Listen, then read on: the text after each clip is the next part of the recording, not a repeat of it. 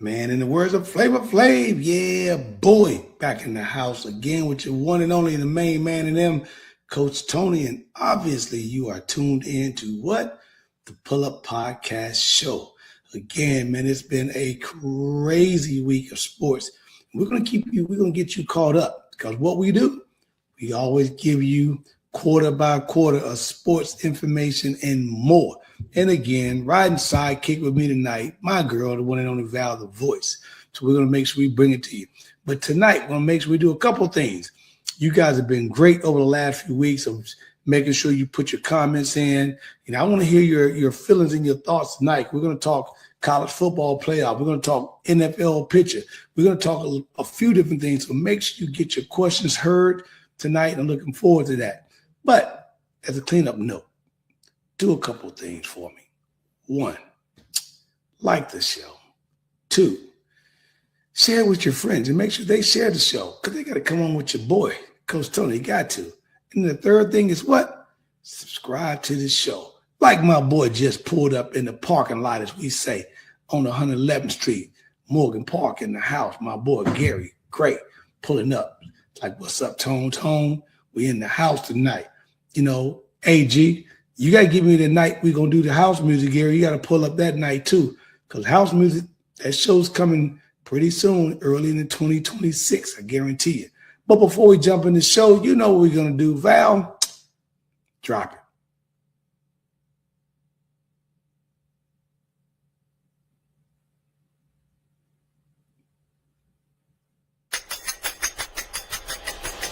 Hey, I'm Coach Tony, and this is the Pull Up Podcast Show.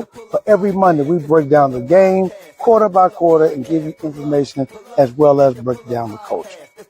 Join us on the Pull Up Podcast Show. Pull up. It's the pull.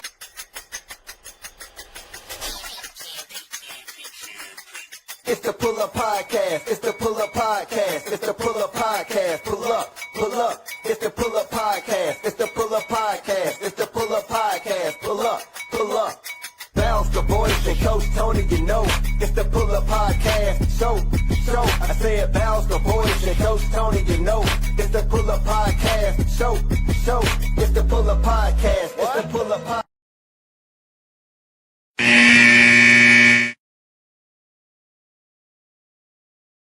Man, that's what we tell them. Val, the voice, Coach Tony, it's the Pull Up Podcast Show.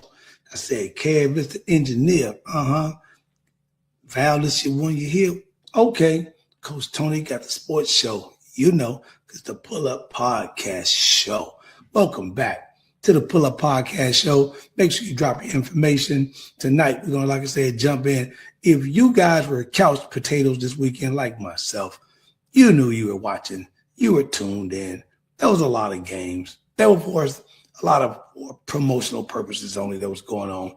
And if you listened to me last week, I actually went 3 out of 4. So I was pretty decent. I went 75%. We're going to talk about them picks.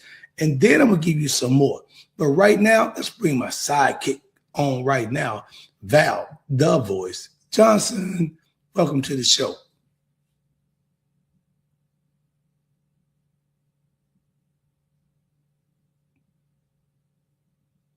Oh, we got to get Val here. Got to make sure she's straight. She probably sitting back there putting some makeup on and some powder.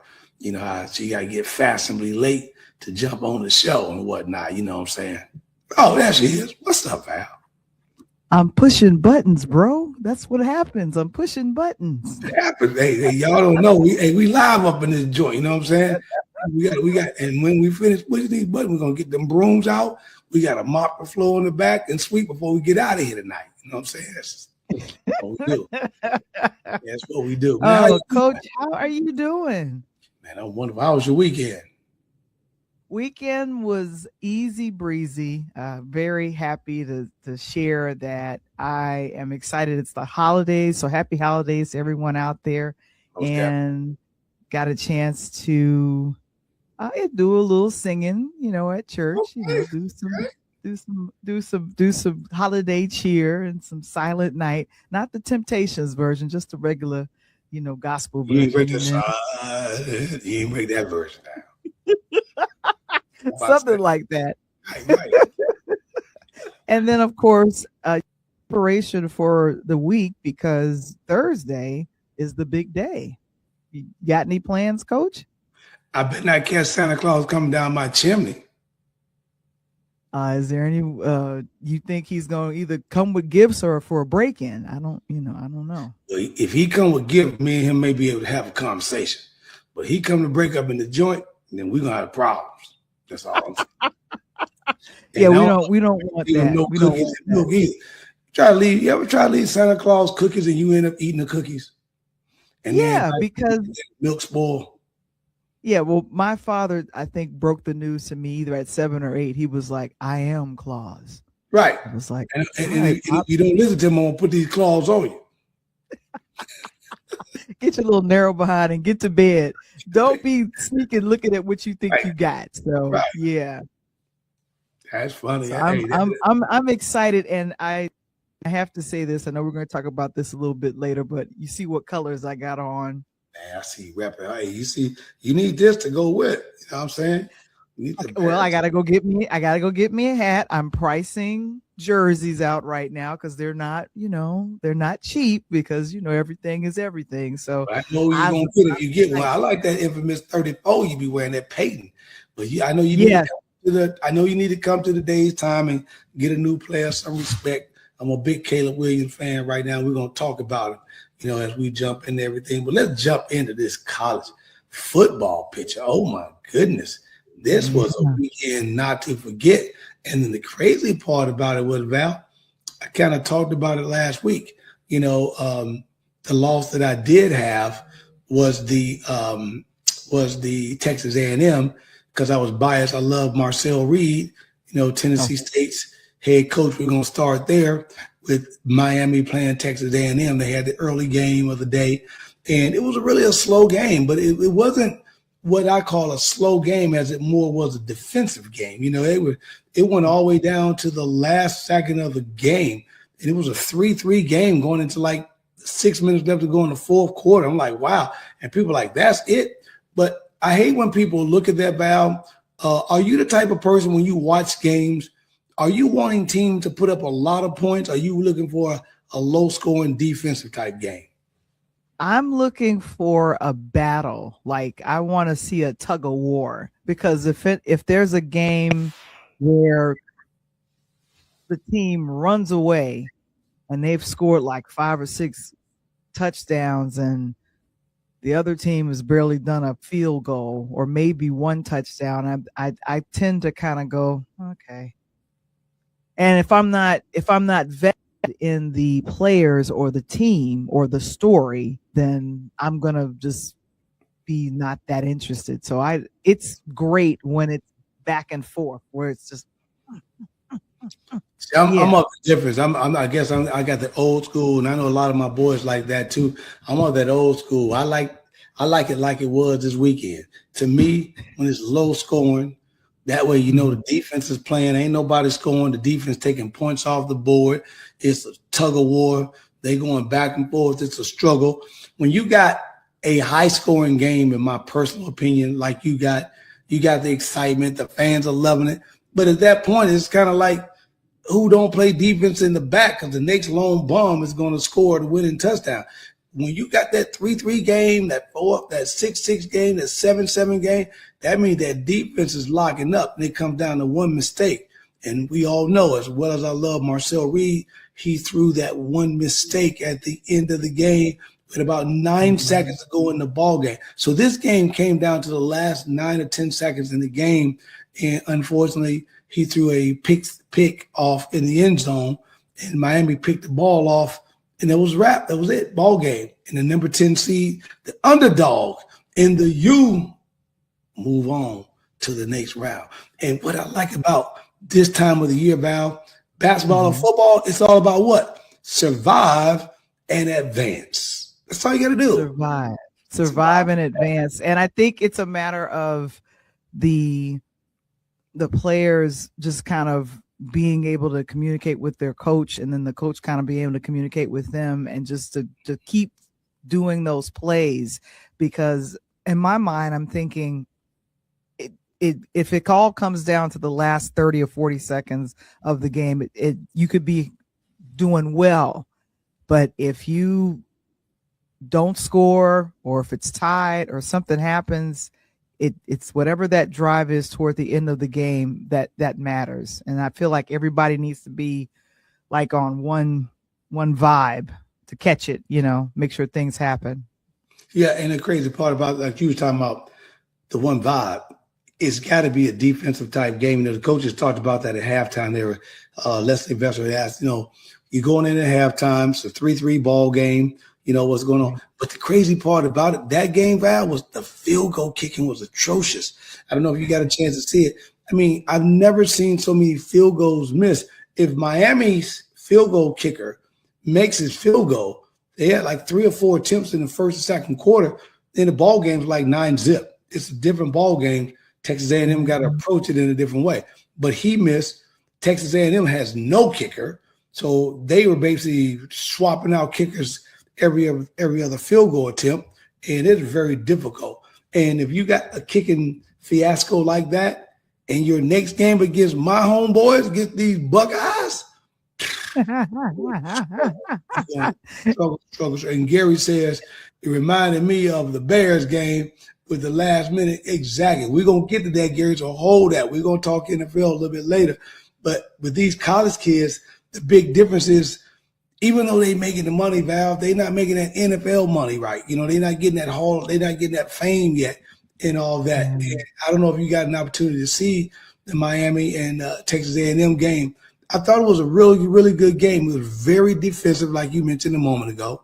They didn't get an opportunity to put a lot of points on the board, but at the end of the game, again, I saw your boy Michael Irvin from the Cowboys on the sideline doing his U dance. So they move on, like I said, survive and advance. And now they got to take on my guys, my boys, the Ohio State Buckeyes next week. Now, I'm looking at that score. Yeah, I'm looking at that score. It was 10-3, right? That was a low score. But again, defense. Now, to the stuff that you like, as you mentioned, you like these high-scoring games and all that. This Alabama-Oklahoma, I thought was a very good game because of one reason, and that is Bama get an opportunity to overcome a loss that they got beat early just a few weeks ago when Oklahoma beat them. So to get an opportunity to do that and recapture that loss, but this was at a loss that was more important because now it takes me deep into the playoff with an opportunity to win a national championship game. What do you think about that game? Yeah, and I think that one, there was more of a battle happening with that, and it looked as though at the very beginning that Oklahoma was going to keep the lead, but Alabama could not be stopped. Oh, they when I say couldn't be, Laney, well, hey, I got my basketball team checking in the house tonight from Nashville. Laney, I got to call out like that. Val's my girl, play on my team. Oh, okay. She's so in the coach, and I love her to death because, you talking about influential. This is one of my players, Val, that kind of maybe is very sentimental. She came to me this year and was like, Coach, I'm in between playing volleyball and basketball. And I'm like, something, I can't tell you which one to pick, but what I can say, being a little arrogant, is that if you play basketball, I'm going to teach you everything that I know. And I know for a fact that I'm going to be the best coach you ever had. And the other day, they did a little overnight stay, and they all kind of dressed up as their favorite person. She dressed up as Coach T, Val. You know what I'm saying? She had the Chi-Town. Oh, that's so sweet. I'm always in the cardigan swag, so she had a little cardigan on, so it was all good. So, Laney, I appreciate you on that.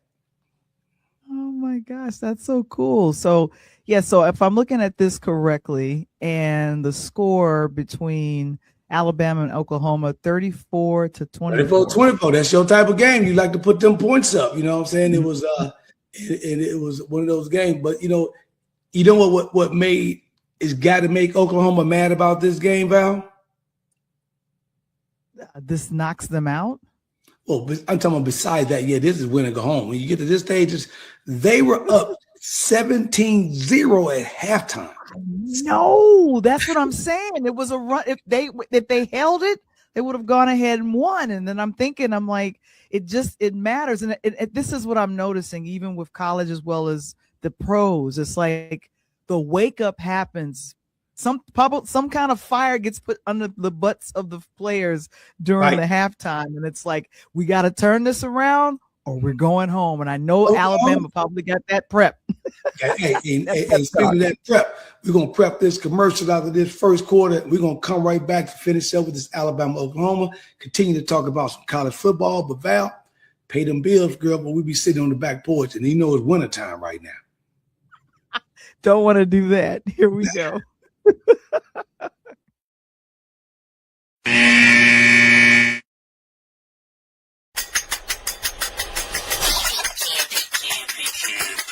Hey, it's your main man, right back at you, coming live here from the Rise Studio, and it's your guy talking about what?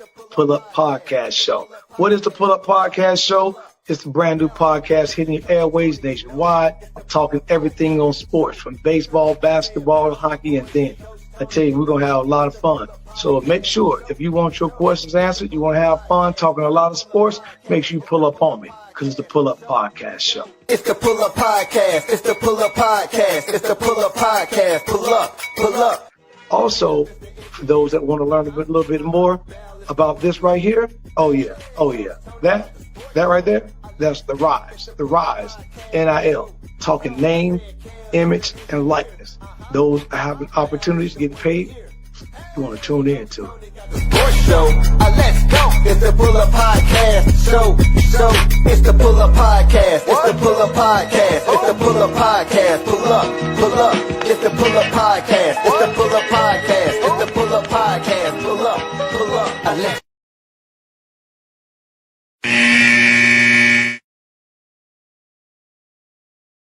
Man, welcome back to the Pull Up Podcast Show with your boy, the one and only Coach Tony, giving you quarter by quarter sports information with my sidekick, ride with me, ride or die, Val, the voice, Johnson. We talking about this college football playoff.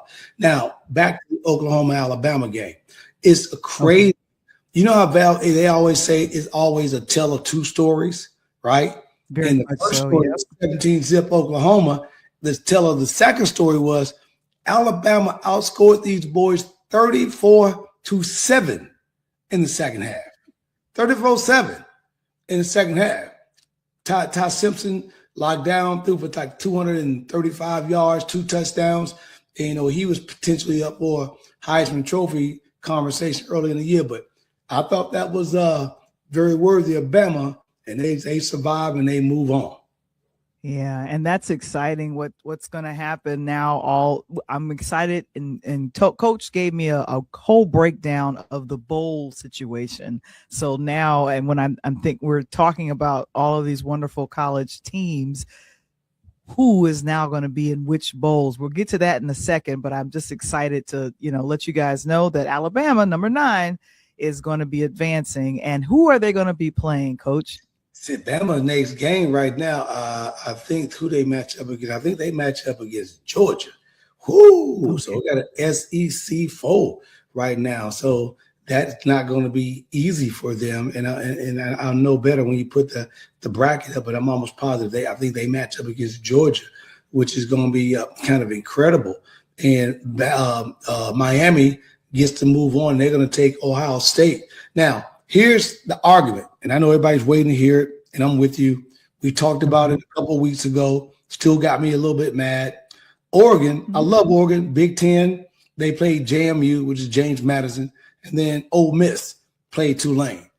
To me, that not really they was 2 useless games, but they were 2 useless games.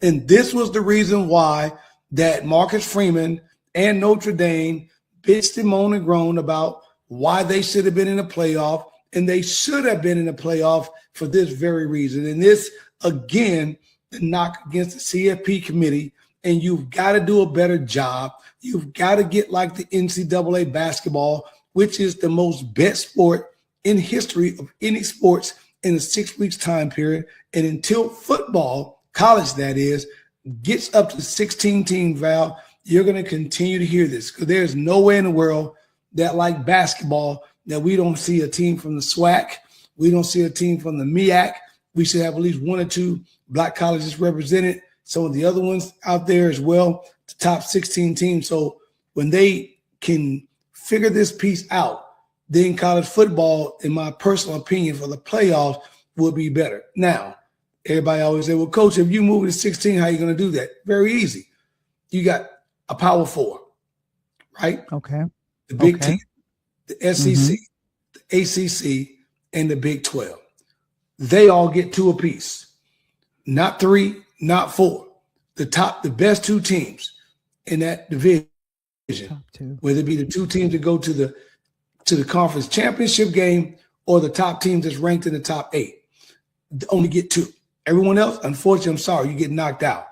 Then the other 8 teams, Val, come from the other 8 conferences, including you give the HBCU 2 automatics in.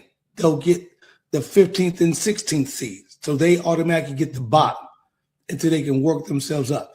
And if it had been the last couple of years, it would have been Grambling. It would have been my cousin Derek's school, Deion Sanders' ex-school, Jackson State, right? They've been able to make that playoff. Morgan State, MU, and those guys in the MEAC. This is what college football has got to do, in my personal opinion, to survive down. If not, they're going to continue to get beat up year after year after year about it being fair. Yeah. And I guess until those changes happen, this is where we are. And Gary's asking, so who do you think stole a playoff spot this year? Oh, great question. That's easy, Garrett. So I'm glad that's a great question, because I just debated this yesterday. You can look at 1 or 2 things. Both games was a blowout.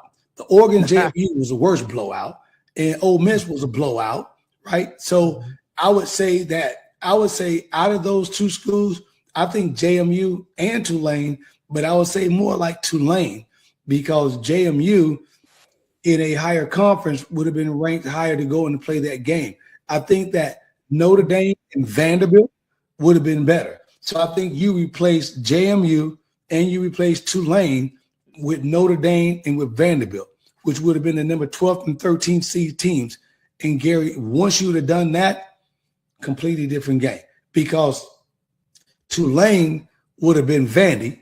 So Ole Miss would have had to play Vanderbilt again, and Pavia wasn't going to get blown out like that, and Vandy was going to play ball. And Oregon would have had a hell of a game against Notre Dame. It was not going to be a blowout game. That would have been a close game. So then, to me, as they say, Val, each and every year, we're supposed to quasi pick the top best team to be in the playoffs. I just think the committee missed it this year. I just really did. Yeah. Well, I think they'll get it right, but more people will have to speak up about it and make sure that their team is represented and gets a playoff spot, because brings so much money to the university and colleges that is represented when their college team makes it. This is a big deal, you know. Billion. We're talking about billion, not million, but billion. Put the bracket up, Val, of the next round. As you go to put that bracket up, we're going to break that bracket down. So you're now, for promotional purposes only, as Val puts that up. So last weekend, I went 3 out of 4. The game that I did lose was the Texas A&M game. I lost that. I thought Texas A&M would win over the U. So shout out to my Miami fans and foes down there. I was wrong on that. But I think I'll bounce back this week. I think I'm probably going to go 4 for 4 and for this particular weekend. So you got the top seeds. And not this weekend, I apologize, but New Year's Eve weekend when the Bulls come back. They get 2 weeks to practice and rest. And this is another thing, Val, I not. When we were kids, the national championship game was always on what day? January the 1st. Always. First, yeah. Mm-hmm. Always. You live for that.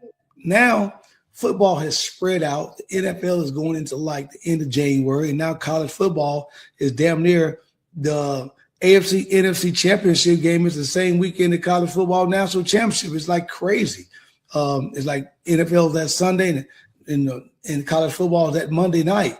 And then you got the Super Bowl coming up. So I think that if we could get back, and again, this goes back to my earlier argument, go back to a Sweet 16 style, and nobody gets off, right? The season ends, and then you go right into this bracket that you see. So instead of giving the top 4 a weekend off, that first round will be 16 games.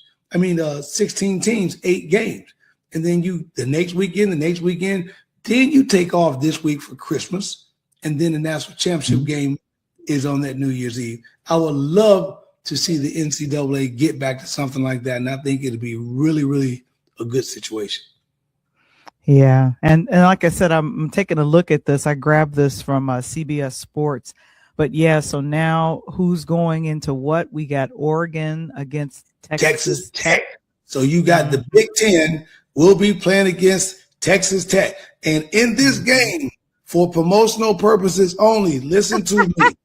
I think the Oregon Ducks has got a chance to knock Texas Tech off. I like Texas Tech. I think they played okay, but I just don't think they played the type of schedule that Oregon has played. Oregon's got Michigan, Ohio State, Penn State, Indiana, all in the same conference this year, and I think they're battle tested. And I think for this first game, for promotional purposes, Oregon upsets Texas Tech to move on to the quarterfinals. Oh, because they're seed number 5 and Texas Tech is number 4.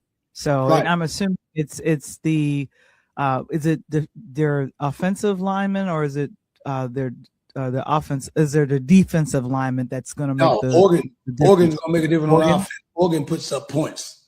They the Ducks, man. They quack, half flag. Quack, quack, quack, quack, quack. Half flag. They got that half flag. They got that half flag. They can put up some points. Now, Oh my gosh, Alabama and Indiana. Who my you got? family gonna put me out the state. They love me, but I tell them all the time. And they always say, if it ain't Big Ten, it's SEC, Bama. And unfortunately, it's SEC versus the Big Ten, and Bama go home. Oh, Auntie, I love y'all. I still gonna come visit you, but Bama got to go home.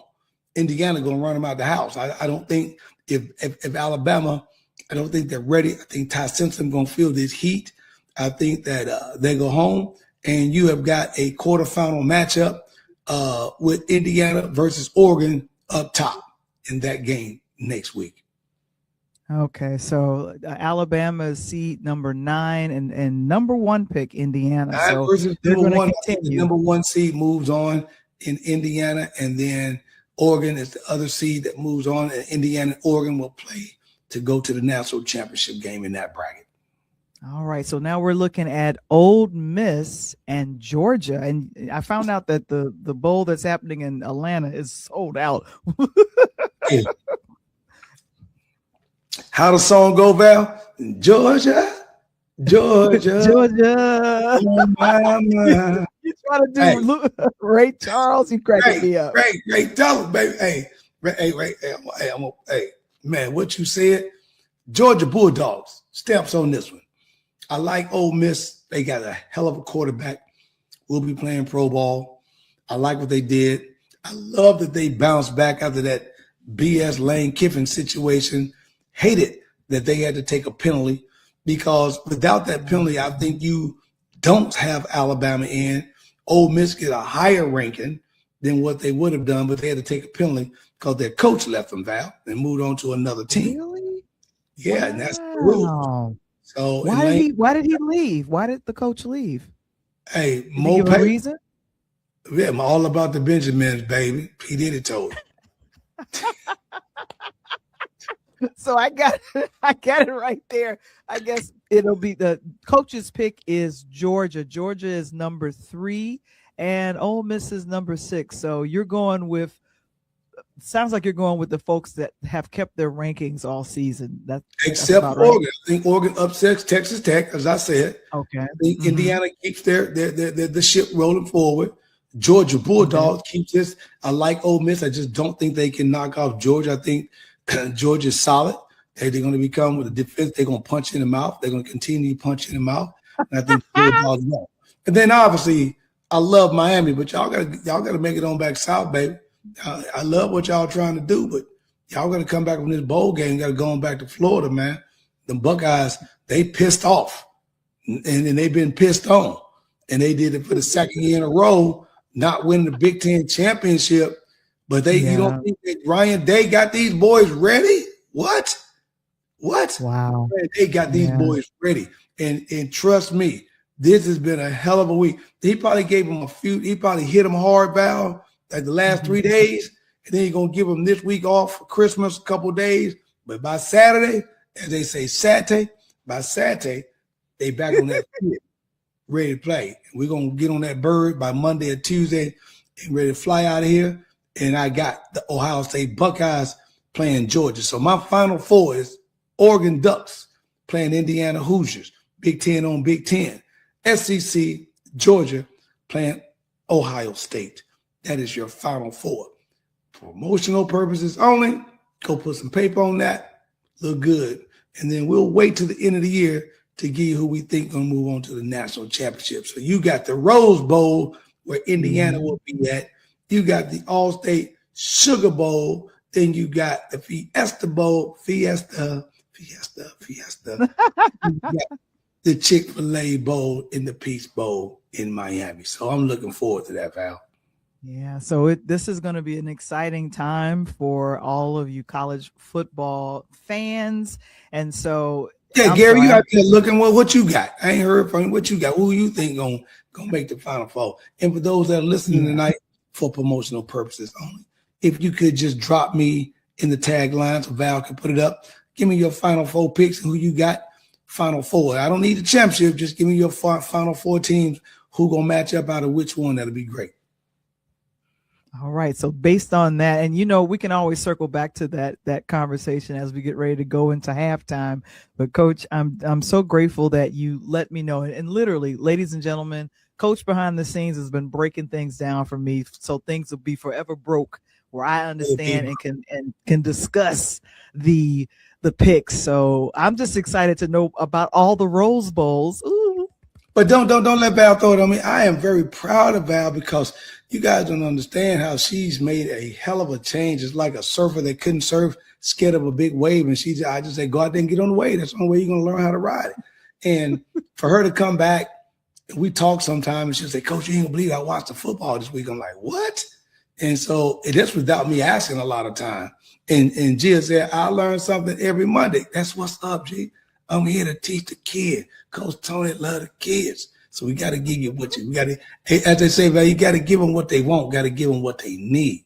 That's what we do. And I'm going to get into after the break why I am wearing my colors, my orange. I am so proud because I watched the game on Saturday. I saw it. It was Ripley's, believe it or not. Man, and on that note, believe that these bills are still coming up in here and I'm about to pay somebody. So get these dudes out this office so we can move on. Let's pay these bills. We'll be right back on the other side of the third quarter. This is the Pull Up Podcast Show with your boy, the one and only Coach Tony, and my sidekick. As you can see, I'm already pointing at her, Val the Voice Johnson. We'll be right back.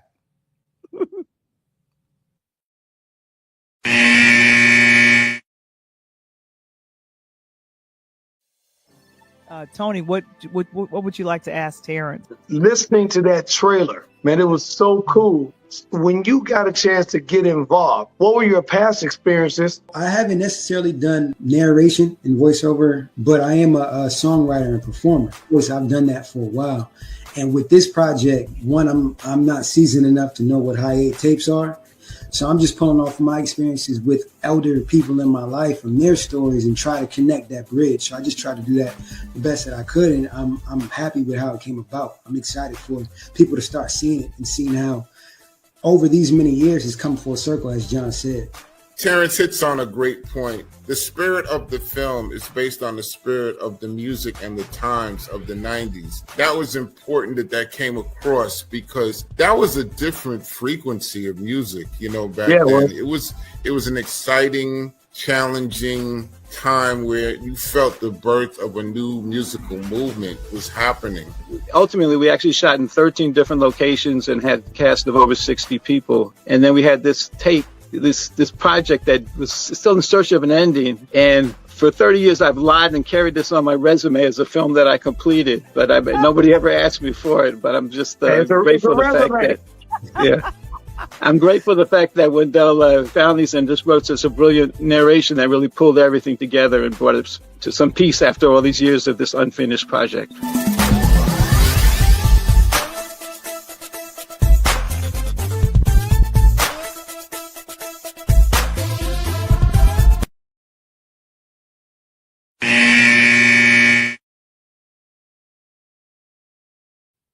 Man, welcome back to the Pull Up Podcast Show with your boy, the one and only Coach Tony. As we talking and again switching hats, Gary, going to make sure we acknowledge what you said because I did ask you that question.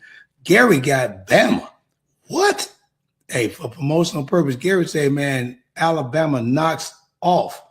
Ooh. He got Bama. Okay. I like. You don't think Indiana can get the job done, and but they're gonna show you like Big Daddy Kane said, I get the job done. I work, baby.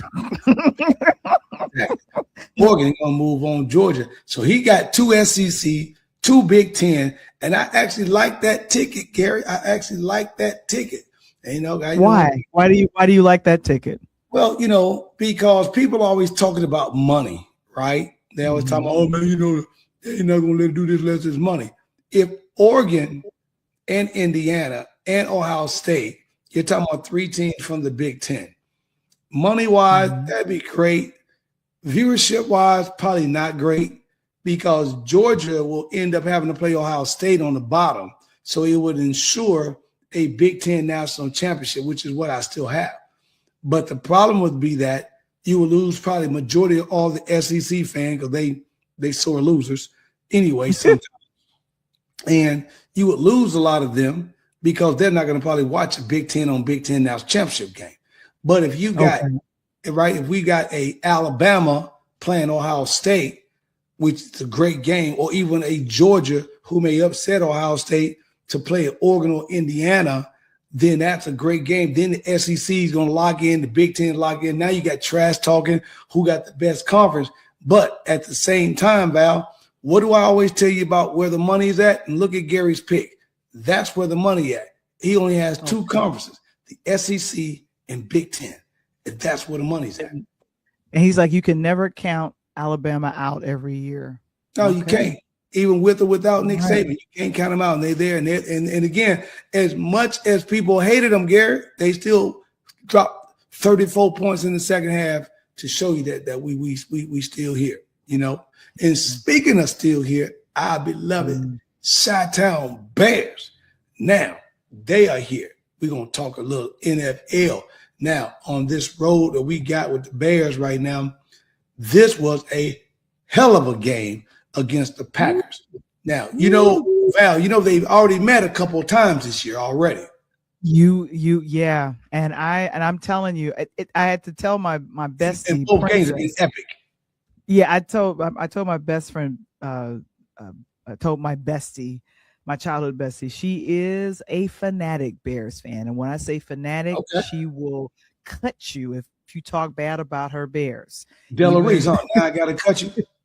Yeah, now I got to cut you. So the funny thing is, because I saw the game 2 weeks ago between the Packers and the Bears, and when they were playing there in Lombardi Stadium there up in Wisconsin, and cheese and Green Bay got past us 28-21 and a big victory, and it went down to the wire.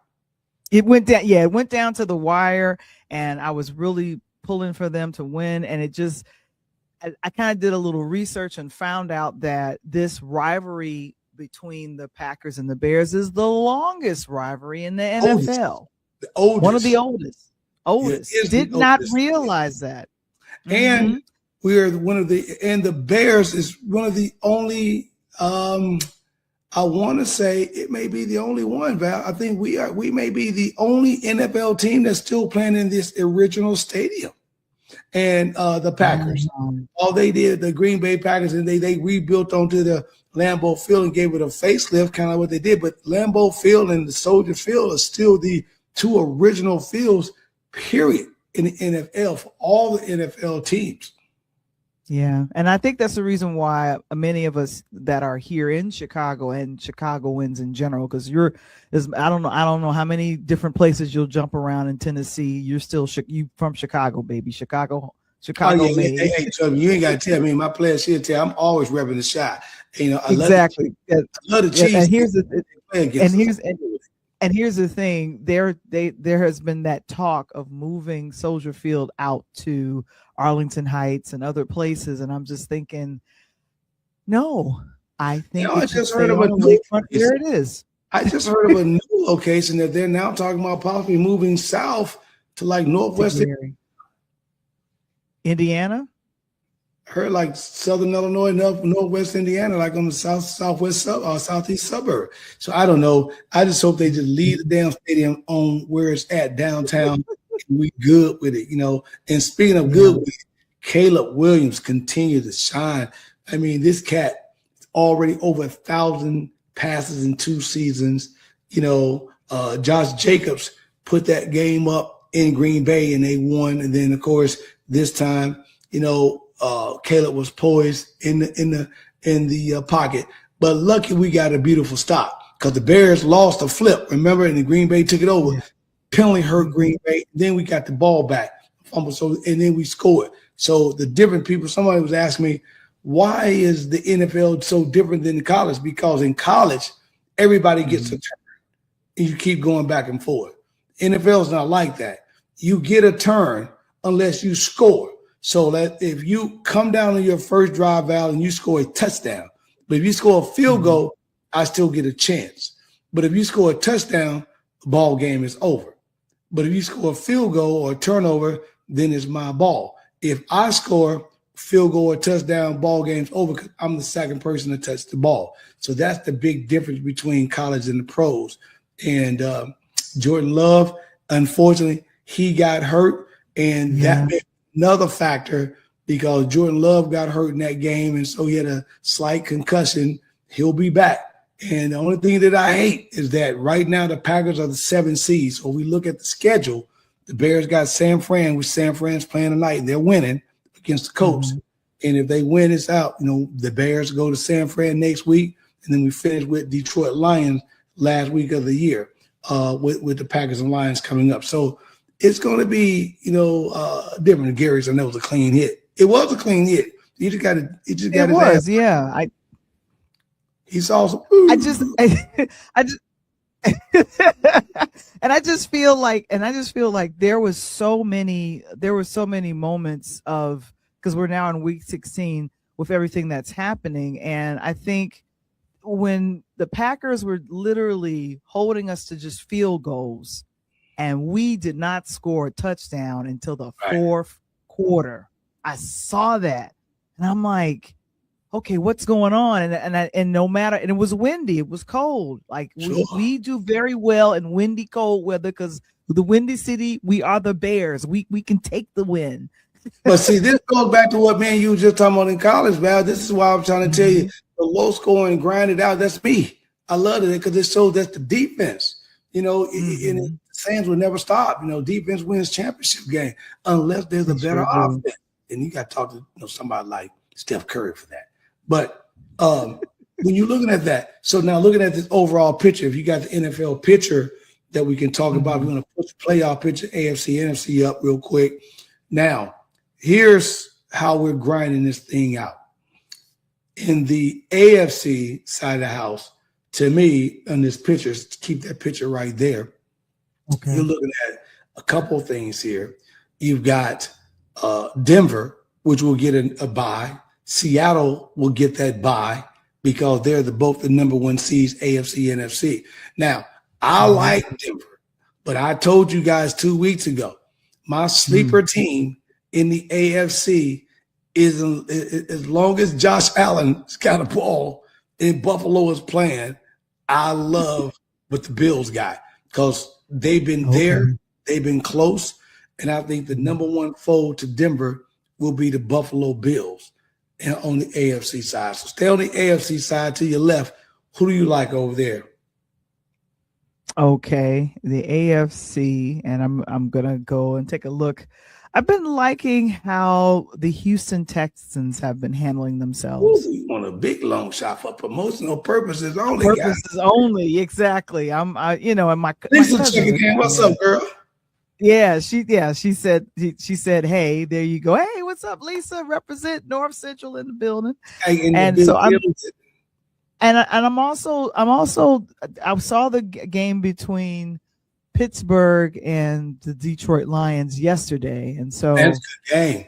That's a great game. It came down to the end as well. Again, exactly. That NFC North, Val, is how they play. And I see my girl Lainey said, Amy, my other ball player. What's up, Amy? Hey, y'all Mhm. working your jumper so you can get this nigga half of this season, Amy. You better be knocking down some threes for me. I ain't playing. And Gary said he like Jacksonville. You know, he like Sunshine. Jacksonville. Okay. All right. Sunshine played for Jacksonville, and that dude, hey man, let me tell you something. Mhm. Jacksonville, to me, Gary, you say Jacksonville, and I like that. Here's the reason why. Because nobody's looking at Jacksonville. Absolutely nobody. Denver, yes. Buffalo, you got to watch. Houston, but I'm going to take Val's situation because she's pulling a long shot. But to me, besides Buffalo, the team that nobody's looking at over here is Mike Vrabel, our old Tennessee Titans coach, and none other than the New England Patriots. And I'm telling you right now, the way they played yesterday, and they got an Alabama quarterback, and they're starting to play some ball, you better watch out. So I got Buffalo and New England as one of the two coming out of the AFC. Okay. And Lisa says she liked the coach because they have a 44-year-old quarterback. That's right, 45, girl, with 10 kids, 4 grandkids, and a brand new insurance policy. Okay. And Philip Rivers. Oh, Did you know my that, gosh. Val?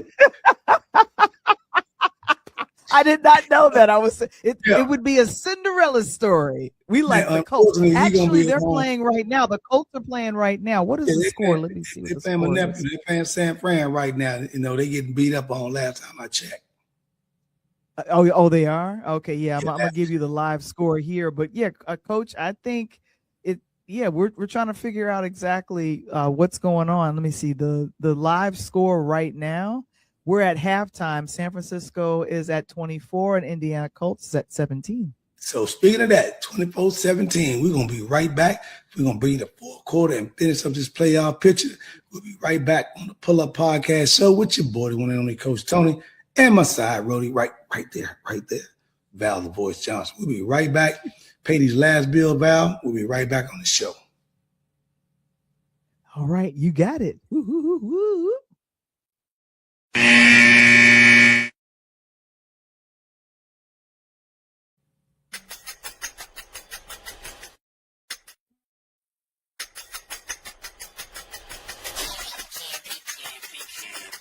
It's the Pull Up Podcast. It's the Pull Up Podcast. It's the Pull Up Podcast. Pull up, pull up. It's the Pull Up Podcast. It's the Pull Up Podcast. It's the Pull Up Podcast. Pull up, pull up.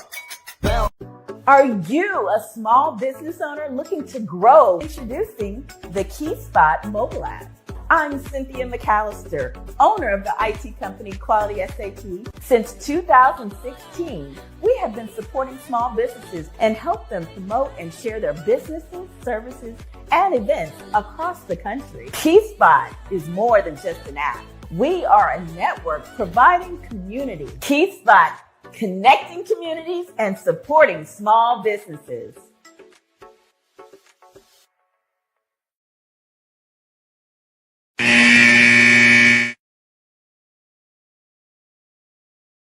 Man, welcome back to the Pull Up Podcast Show. Coming into the fourth quarter while we give you quarter by quarter sports information. Coach Justin checking in the house saying, what's up with the Pull Up Podcast, baby? Coach, what's going on, man?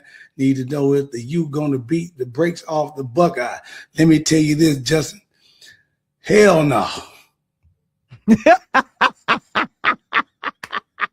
into it early. They get the brakes beat off of them. Matter of fact, Justin, if they don't come to play Ohio State after they go get an oil change, they're going to probably be caught on the side of the road and need to get towed back to Miami. Yeah, and you said he said a little bit earlier, Coach Justin, that the coach's pick is Ohio State against Miami.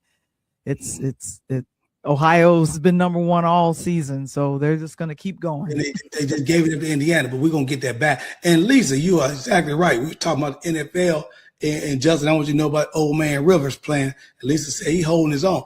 Matter of fact, let me tell you something, Lisa, how bad he's holding his own. Me and Justin was on the phone earlier. Rivers opened up the game tonight, Val. It was plus 370 to 0. That means that if you put your money on, you got 370 to 1 choice to win or 37 to 1. If you'd have put $100 on, for promotional purposes on Phillip Rivers and Indiana Colts scoring the first touchdown of the game, $100 a night would have bought you $3,700 back. That's how well the old man is doing. That would have been Merry Christmas. $3,700 on $100 tonight because he got the ball. Indiana got it, and he marched them down the field, and they scored on the first drive. Wow. Okay. That's how well, you know. And by the way, Lisa, you know how he gonna do these? Got to go home and set them damn kids on his knee and play Santa Claus.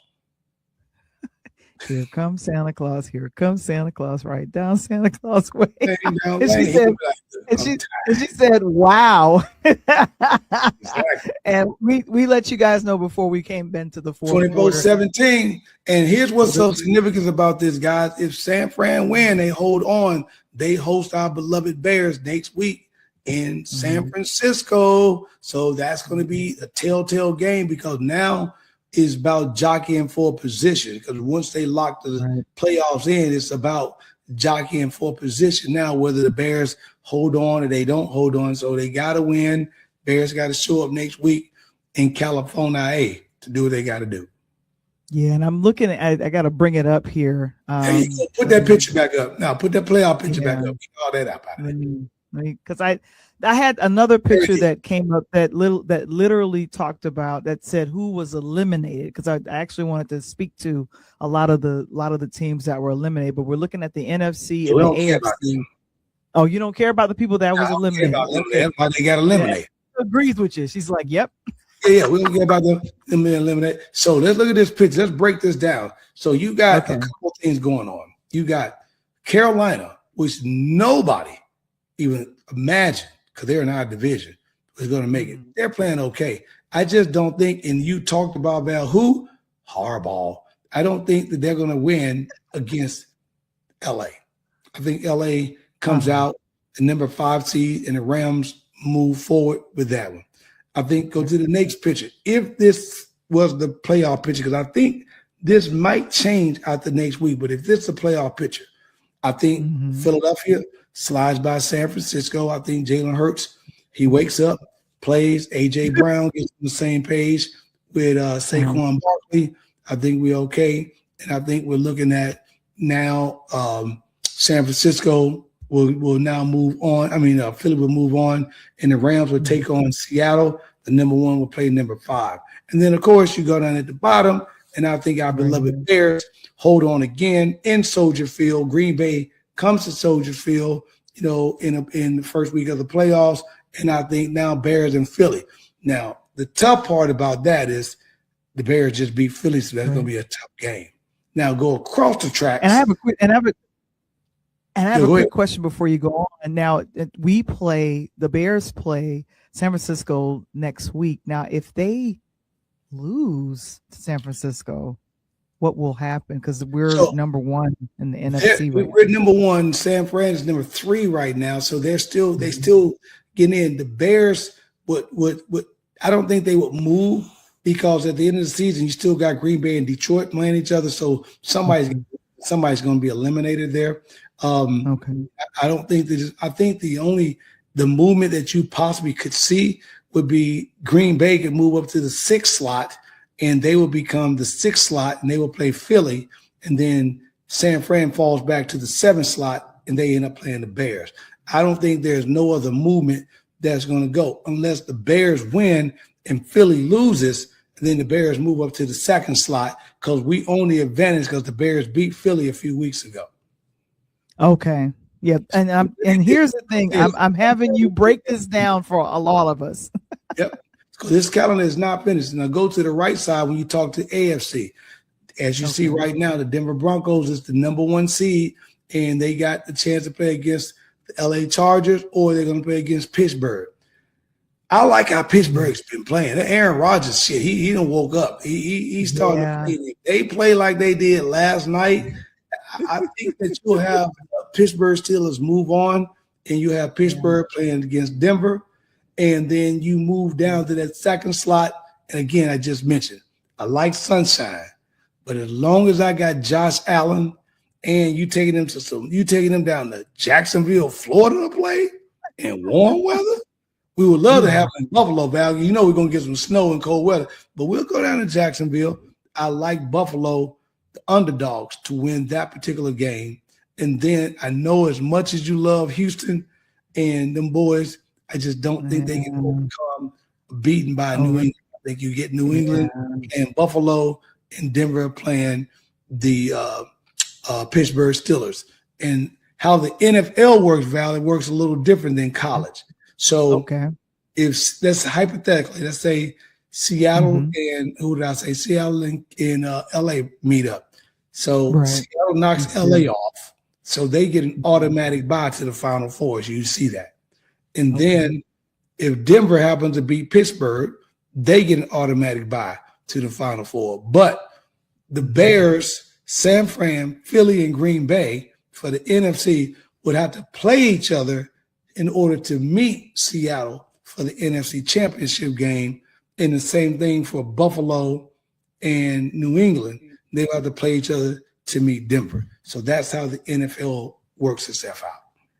Right. So I say we should just we're definitely just going to continue to pay attention and see who's going to be in playoff and go. And I think, like I said, I just want to flash it up here because I think I'm looking for it. Oh, good gracious! It was about the teams, and where is it? I just had it. It was right there. It disappeared. Okay. Oh, here it is. Here we go. I'm sitting up here trying to figure it out. Okay, there we go. So, Coach, a few folks, as of right now, we're in week 16 going into week 17. It's a full 18 weeks, and then we go into the playoffs, just to confirm. That's correct? Mm-hmm. Okay, wonderful. I'm glad you're not. And so all of those teams, logos, you playoffs race, and then there's a lot that are in the eliminated section. And it's a little hurtful to see this, but Justin is on the air right now, and his boys is part of that eliminated, and that is the Ravens. So, and the Titans is up in there, but the Ravens is in there, and Kansas City, Val, has missed the playoff for the first time in Patrick Mahomes' career. Is that not crazy? It is. And I'm thinking this is for Kansas City. I feel traumatized to see Kansas City down there. But then again, that means that everyone that's up there, a lot of people don't feel traumatized, but you see what people have been doing over the last 16 weeks. And if you don't get it together and, fight for the wild card spot or fight for, another NFC, AFC playoff spot, you can forget. You'll end up on the eliminated lane. Yeah, but you know what's bad about this? I will give a little sentimental value to the eliminated lane, and Justin, you'll like this, and Gary, I know you're listening too, is that injuries play a part. Yeah. And if you go look at this list, that B for the Bengals, Joe Burrows was hurt. The Cardinals guy was hurt. Washington Daniels is out, hurt. Shedeur Sanders had to take all the shit he had to take to figure out, let these guys know he can play ball. So that's a whole nother ball game. Falcons had their guy hurt. Tennessee, we just had no damn help. Couldn't give Cam no help. Patrick Mahomes got hurt. So if you go back and look at this eliminated list, Val, there's like 5 or 6 teams in this eliminated list that if their star quarterback, wide receiver, defensive guy hadn't gotten hurt, you may be looking at a completely different picture. But you know the hard part about all that is? What? Injuries are what? A part of the game. They're part of the game. And I have to say, Coach, yeah, and I have to say, with the game that I saw on Saturday, there were a lot of roughness that was happening. One of the players grabbed Williams' helmet, looked like he was trying to yank it off his head. Like, man, that's good. And Lisa, I apologize because I should have sent Val those pictures. Lisa went to the game, Val. She had which one? She went to the game Sunday, to the Packers game. She was here in Chicago. She had on 3 coats. She had on 3 coats, 3 pair of socks, 3 pair of drawers, a par tree, and a pear tree. She had all that on. You know what I'm saying? Well, the weather in Chicago is nothing to play with. So you No, just not have at to night make sure like you that. have to have, like, Yeah. you gotta have like a physical hand warmer and feet warmers What in you and say? on Hey, your body. hey, I'm gonna bring the heater with me and figure out how to plug it in the back of somebody's seat or something. You know how we do in the hood. We run a cord over top of the Soldiers Field, just run there, be like, what's that cord going to? Be down in the section. Yeah, so I She think froze my tail off. Exactly. With all the what you say?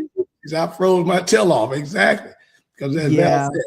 And I think the coldest I was in Soldier Field, me and Mike Drew will tell you, we went to see the Bears and the Broncos play in like about 10 or 12 inches of snow and about 17 degrees. We started a snowball fight, got kicked out, but it was fun. Oh no.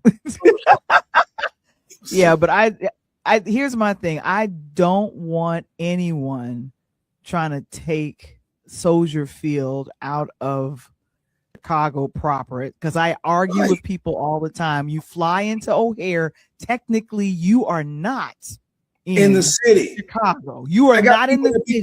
Trying to tell me I'm from the city. I'm like, where you from? They be like, man, go on. If I had my homeboy, we would roast you. But I'm gonna just let you chill. Your suburb do touch the city, but your ass ain't in the city if you way up there. Come on, man, don't play me. And Lisa said that touchdown that was scored was right in front of her.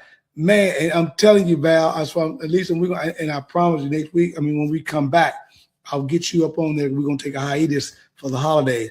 But Lisa had some great pictures right outside the end zone. She was right there, Val. It was beautiful. Yeah, and I'm grabbing a photo right now. I've got to do that. I've got to take an opportunity. Right. I get you. What did she say?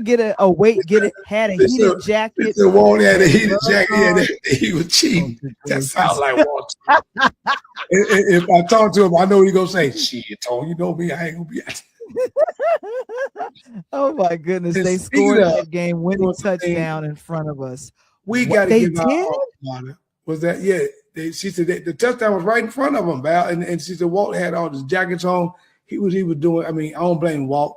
At least you should have took a blanket. You knew better.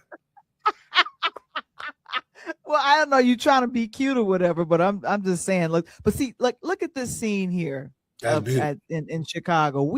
And you got the skyline behind that. If we move and put this in Arlington Heights or Northwest Indiana, you can't see. But you ain't got to worry about it, Val. You know why? Because if they go up there, you're not going to be able to see outside. It's going to be a new stadium. It's going to be enclosed. You're not going to have to worry about Chicago skyline because and that's what makes Soldier Field and Lambeau Field so unique, because in Lambeau Field, you're downtown Green Bay, you're seeing that offside the suburb. Here you're seeing right off the lakefront. You can't turn Soldier Field into a freaking museum. I hope the city wakes up and realizes that. No, and I understand that it's cold, and I understand that, that's what makes it unique. If you're gonna win a game and you're gonna come to Soldier Field, bring your ass to the city and play in the elements, right? That's what the dudes back in the day did. Now we're damn near giving these players nowadays just kind of like we're doing the college kids. If that's what y'all want, let's give them to what they want. Man, I love the outdoor stadium. I still love Baltimore. I still love Tennessee, even though we're about to get a new stadium. I'm glad they play outside. It's raining down in Jacksonville, down in Carolina. You got to run in the mud. You don't get a beautiful, you come to a game every Sunday and it's beautiful inside. No, play with the elements. That's why you became a professional player, to play with the elements. Exactly. And grow up and make, and wait 1 second before you speak of an element, let's do this.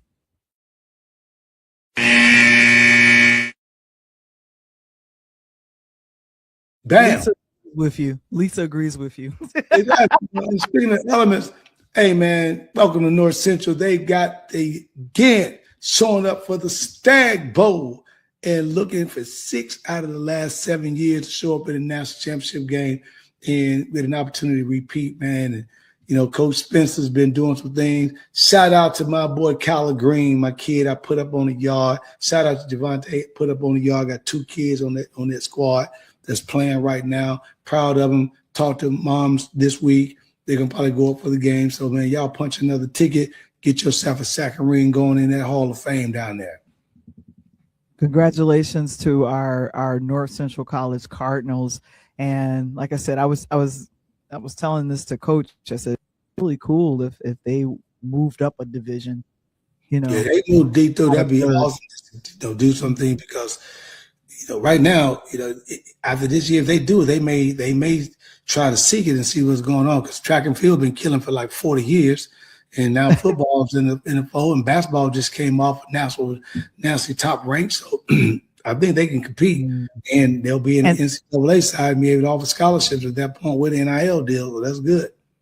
Yeah, and since we're going to go right into overtime, I just wanted to touch base and, find out a little bit more of what's been happening with Mr. Moore, who is no longer a coach with the University of Michigan. So, Coach, with some interesting updates that you have on his situation and what's been happening. Well, right now, just it's been crazy because he's still waiting on his court appearance and all that to come up and everything. And it's just unfortunate that we talked before, Val, just being in a situation that the young man hopefully gets an opportunity to come back and coach again. I know there's been a lot of words that he was set up. I was on the phone, talked to a guy today, thinks he was set up and this and that. And I get it.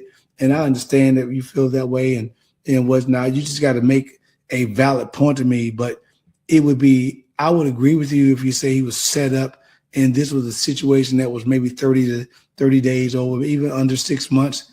But when this thing is 3 years, right? When you're dealing with somebody for 3 years behind the scenes on this and that, there ain't no setup. That is intentional at that particular point. Unfortunately, that I think the setup was Michigan knew about it, as we talked about, and Michigan threw him under the bus. That to me it's my personal opinion that Michigan threw him under the bus to save face because the school's not going to take the out, And the reason why I say that, because I read a report that they already had a new coach in play 2 or 3 days before they fired him. So they knew what was going on. They signed their top recruit and went and got a coach. Then they did their just due diligence, and then they let him go. So I think that's the unfortunate, but somebody's got to fall on the axe, right? Yeah. And I think according now to ABC News, and I'm checking this out here, more details are coming out about his arrest, and he's been charged with home invasion and stalking, and then allegations that he had a long history of domestic violence, alleged the victim. And I had no thing about this. And then, of course, the unnamed woman, but it's in some reports it's come out. She was also she timeline to the police in Pittsfield Township about everything that had been happening. He's actually on the phone with a lawyer when he broke in the house. The lawyer, the one who told her to run, and then she went upstairs and locked herself in and called the police. And he left out after cutting his hand, and whatnot. And the police pulls him over for speeding, and then said, "Oh, by the way, who are you looking for? We happen to have him right." So how ironic is that? You get pulled over for speeding, but then they lock you up because your name comes across APB. And the unfortunate piece about it, what you just mentioned again, is if this domestic thing comes out that he was domestically abusing his wife, and all he's going to do is make it worse because it's saying that you abused your wife behind the scene, then she didn't even know you had this affair going on, and then you went over and abused the girlfriend. So it shows that, to me, again, I'm not knocking anybody on what they do, but what did I say last week? Is it mental illness or is it stupidity? Because I think a lot of these people around the country, and I'm not saying Coach Moore for no reason whatsoever, because I don't know any facts, just simply speculation and and whatnot. But I don't know anybody, that you look at around the country that some of these mental situations, mental illness situations, that are people that really need help, really need support, and really could call the national hotlines to get help. And then you see these copycats that want to do the same thing because they want to make a name of themselves. That's all that makes me mad and pisses me off. If you're really sick and you need help, get it. Go get the help. Go let somebody help you out. Don't go out here and do something and be dumb as hell, and you're going to get your ass caught, and then you're going to say, "Oh, man, I was mentally hurt and sick." No, you wasn't. No, you wasn't.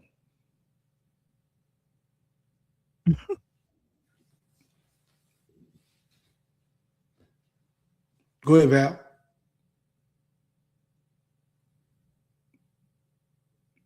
Okay, I think we may have lost Val. I thought we had her. I thought she's been. Here's the thing. Oh, there it is. Oh. There she go. Okay, can you hear me? I can hear you.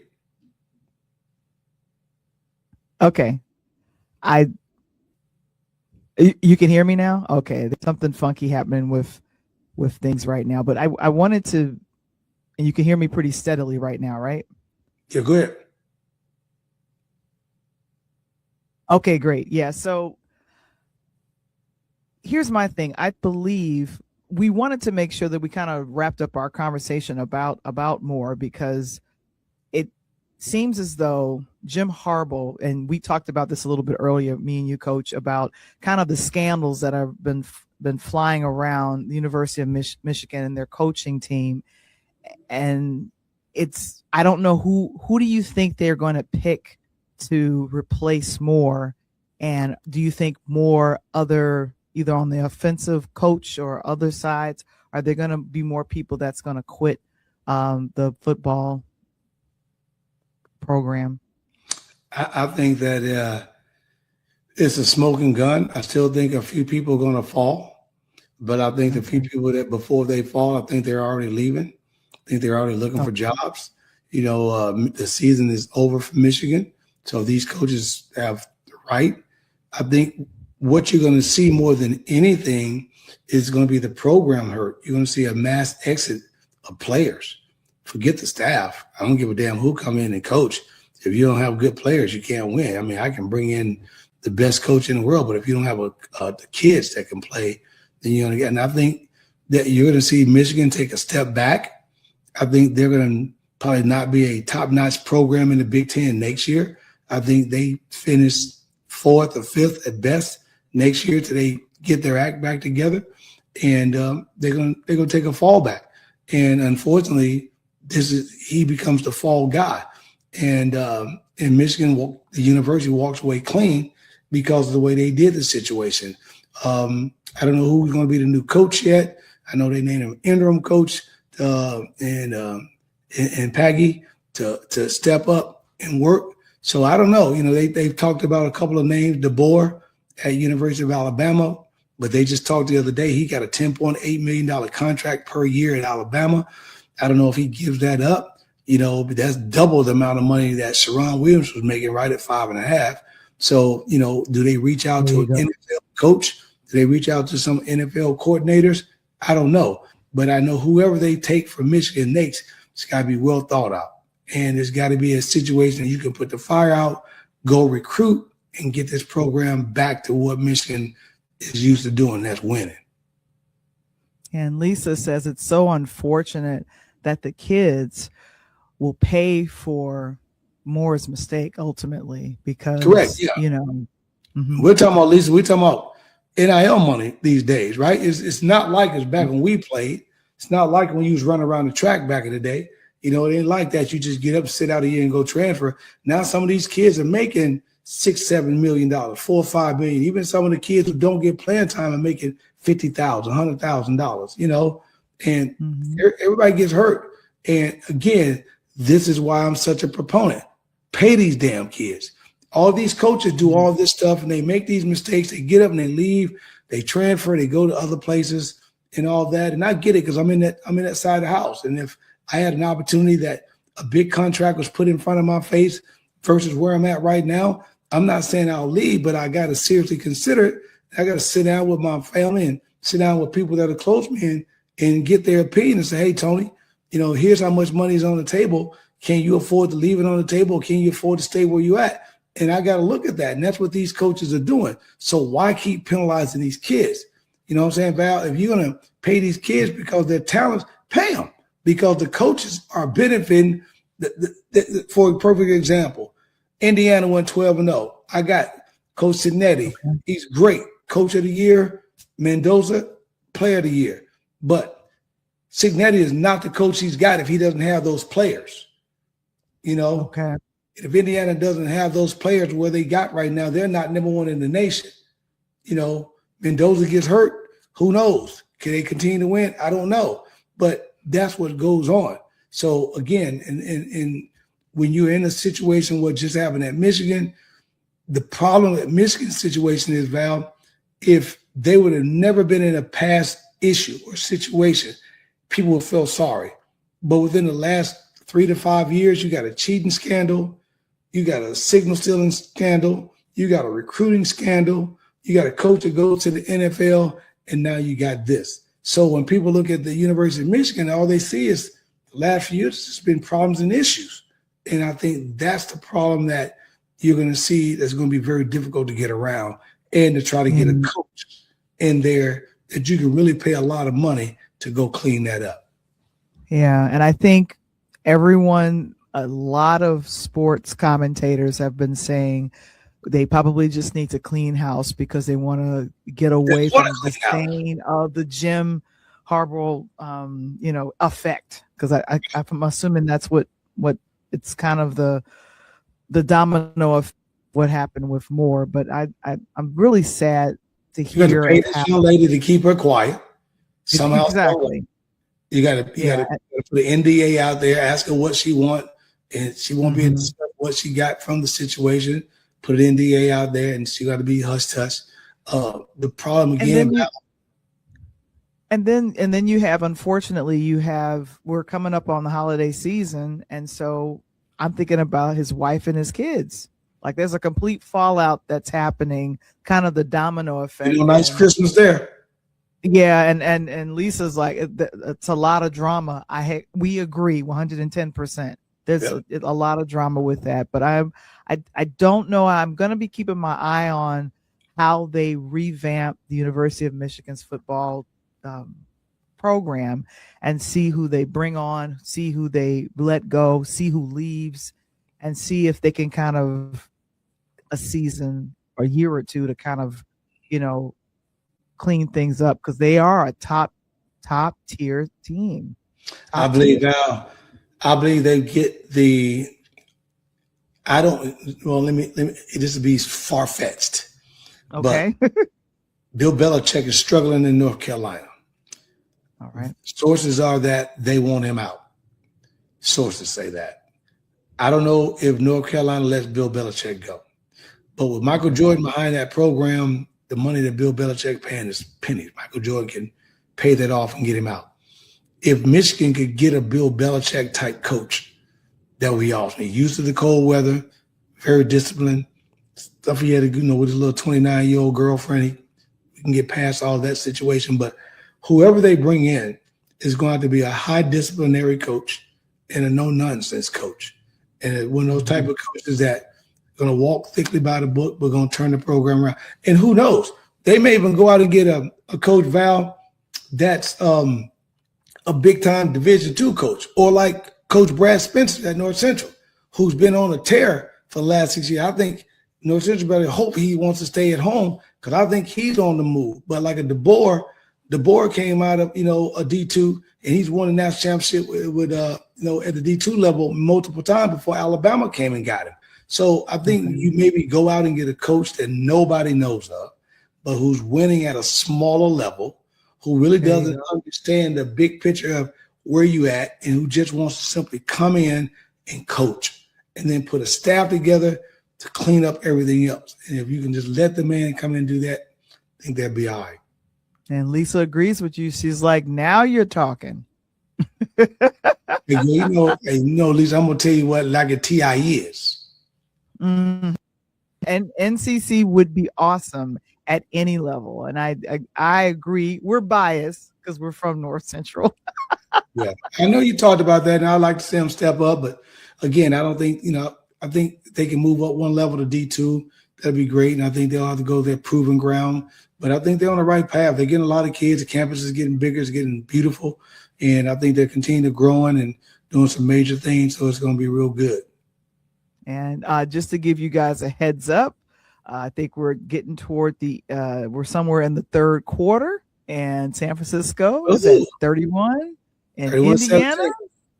Hey, if they don't put another score up there, you're going to be like a Christmas present. Wrap it up.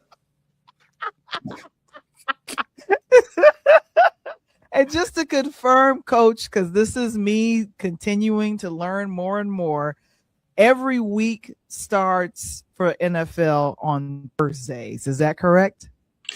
No, every week in the NFL starts on Sunday, but you do have an occasional game that is Thursday.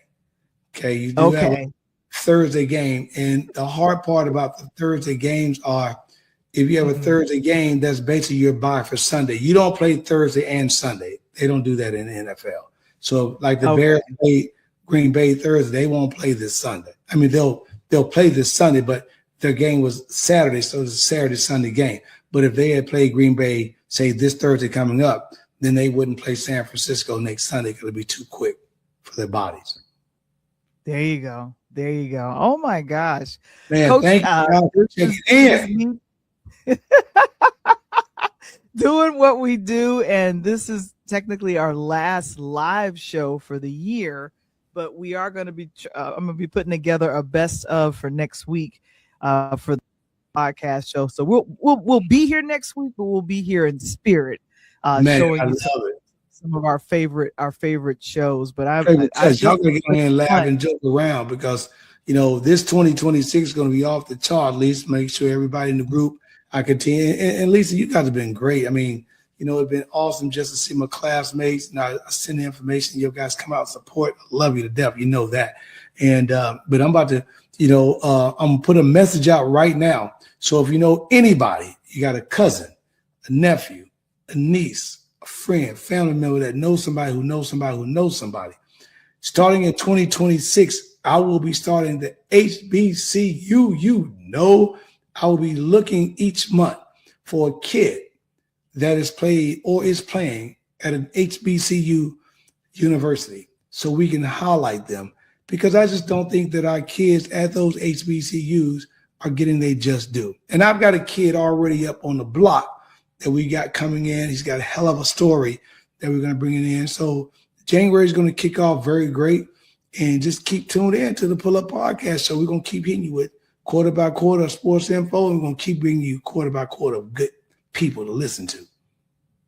Of course, and of course, we want to hear all about the rise in IL. Lisa, thank you so much for saying that, how much you've enjoyed the podcast. I love that you're doing this. She's proud of you. Classmate doing the thing. Hey, the rise. We're about to go to the next level, Val. So again, if you got an athlete, not somebody to just play. I need an athlete who that's got the potential to get the next level. The Rise NIL, I just merged with a company, Out to Win. Big shout outs to my guys over at Out to Win. And they're going to be helping me bring in additional athletes and brands to the brand. So if you are an athlete that's looking to learn how to unleash your potential, whether it be in track and field, basketball, baseball, football, whatever it is, make sure you come and talk to us so we can help you do that. And if you can do it in the right way, we put you on the right track, then you're going to be able to maximize your potential and your money. We're going to be able to bring them dollar bills, Val, so they can get paid, which is what we talk about. Maximize all your earnings. Deion Sanders put it great. He put it best a few months ago, Val. Me and you were talking about that, and I use that as my motto. Go to college, young men and women. If you are an athlete, go to college to become rich. And if you think you're that good, go to the pros to become famous. I love that, because these kids have no reason to rush college, because now you can sit in college for 4 years to get your degree and get paid, Val. And if I don't go to the pros, if I do it right, I can come out of college a millionaire. I love that. We be giving these kids information out here, man. What are you talking about? I'm helping and Coach Tony love the kids. I'm trying to help them out. And I'm glad you're trying to help them out too. At least you already got you, so we're going to talk offline. You hit me up. I got it locked down so I can get assigned to me. We're going to make that happen. I've already got a young lady that's running track and field here at Vanderbilt University. And Gia's on. She know my big shout out to my trainer, Frank Vickers, here in Nashville. He always with the track. His daughter ran at University of Tennessee. And Val, I got her coming out on my podcast. And she just launched her own podcast. And she's a Division I track star and she got some people that she deal with who are Olympians. So when I get her on that show, Lisa, you got to be on that night. They're going to have all the track and field people on that show that night. Hey, that's what's happening. That's what's happening. I love that. The connections keep coming and they keep showing up. Of course, A DJ Saved My Life. It is the personal memoir of how becoming a podcast and a virtual DJ over the pandemic saved my life. And support the podcast and learn about podcasting as I also give the ABCs of starting your own podcast. I did a webinar this past weekend, Coach. I remember. How did that go? Yes, I'm really excited about that. So, of course, you can scan to order the print book. If you decide to order it tonight, you know what? It'll come after Christmas, though. But I'm excited that you guys, I still got some copies left. We'd love for you all, because this is how we support our platform here with what we got going on here. And also on tomorrow, we are back live again. We're going to be Talk on Tuesdays. Did you see the new Netflix Dave Chappelle comedy special? Did you see it yet? Chappelle, my boy, if anybody talk crazy, I know I do, but he talk crazy. I love it. Yeah, and I did not know that he was going to be releasing this upcoming Chappelle situation. And I have to say, he does something where he talks about everybody. Oh, everybody. I don't mean that's not what it is. I say everybody. I mean everybody. Everybody. Right. That's everybody. And Lisa oh my gosh, I tried to order it, but I couldn't, Val. We'll try to correct that. Okay. Yeah, we'll get that corrected. And we got to get you one of them pull-up podcast shirts too as well, Lisa. Oh yeah, the merch is on sale this week for Christmas. So I want to make sure that you guys get a chance to do so. I will go ahead and check the things out on the website and make sure that everything is cool. But before I go, because we got some folks in the building from the NCC. This was so cool to have. I'm just putting it up here and I'm getting ready to share it. So that was one of our favorite shows, I think, from earlier this year. Coach, remember? Oh yeah. That was a show there. That was cool, man. That was a hell of a weekend, boy. Ooh, it took me about 3 days to recover. I got back. Yeah, we had a blast. So I love my boy. Carl Brooks kicked it with us the whole weekend, man. That was this. And Lisa tell Walt, the next time I come home, I don't want no excuses. Get out with your boy. I don't care. We go to dinner, whatever it is. Get at me. That is what's happening. But of course, catch us on next week. We got the best of happening. And then, of course, we're back live the week after the new year. And of course, Coach Tony and I are going to be chatting it up. A lot of the predictions. Yep. Hey, for promotional purposes. Promotional purposes only. You heard me. That's what they say. You heard me. Hey, listen. And Lainey, thank you. Lainey said she played ball for me. I'm the coolest coach. You already know I'm the coolest coach. Come on, girl. You already know that. But listen, we get to this time. I want to say Merry Christmas, Happy New Year, and a safe Kwanzaa and everything else you can do. Please make sure you guys travel safely. God bless you. God keep you. We at the Pull Up Podcast Show appreciate each and every one of you guys for your time, your patience, and everything you do for us here throughout the whole entire year. And me and Val DeVoice will be back as the calendar turns over to a new year in 2026. But in the meanwhile, peace.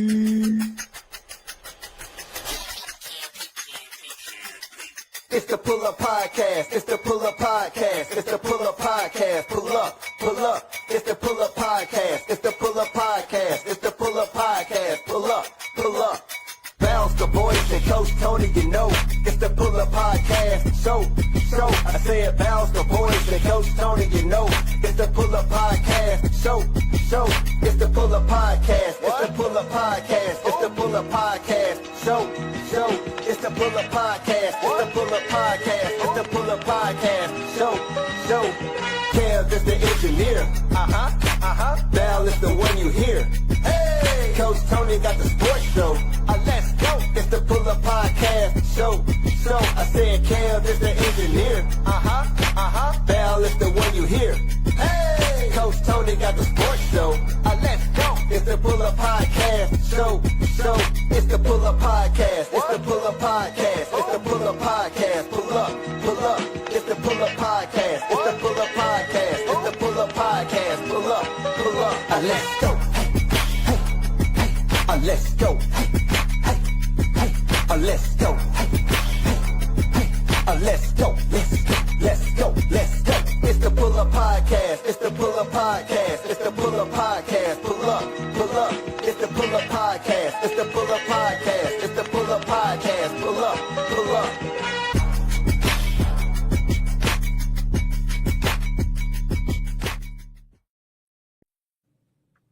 Man, good ass show tonight. My